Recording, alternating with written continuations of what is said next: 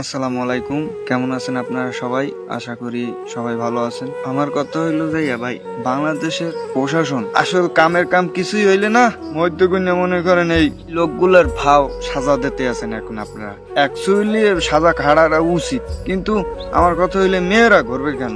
মেয়েদের তো আগে ধরার কথা ছিল। আমি এই বাংলাদেশের প্রশাসন এতটা নিম্ন শ্রেণীর যা ধারণার বাহির ভাই। বিশ্বের আর কোনো মনে হয় রাষ্ট্রে এত দুর্বল প্রশাসন কোন রাষ্ট্রে নাই। এরা মনে করেন মানুষের ফাইন মারানোর সাথে আর কি। কেমনে ফাইন মারে? একজন হুন্ডা ধরছে, হ্যাঁ কাগজপাতি আছে, তাক ভালো, হ্যাঁ হেলমেটের দিকে চোখ দেয়, এই দিকে চোখ দেয়, ওর দিকে চোখ দেয়, মানে হ্যাঁ মাল খাবার লাগবে।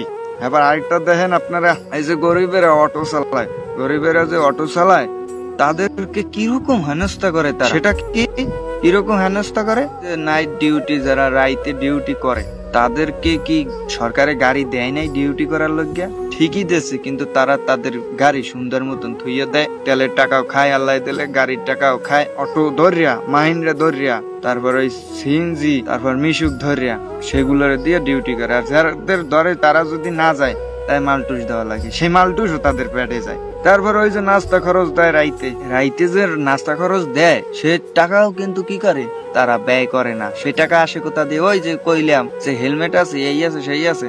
হেরা তো রাইতে কোনো পুলিশেরা চায় না একটা লোক ধরে বইয়ে থাই, যারা আর কি হেনস্থার শিকার হয় তারাও চায় না যে আমরা এনে বইয়ে থাই। তো এই 200-100 টাকা পাই, অগজ 2 টাকা দেয়, হ্যাঁ মনে হয় ওরা 4টে উঠেইবে, গুরু উপরে বরে থাকলো। আর মনে করেন আসতে পকেটে লইয়া আসতে কয় যাওয়া, এবার হেয়ে দিয়ে নাস্তা করে। সরকারে যে টাকা দেয় আর দিয়ে নাস্তা করে না।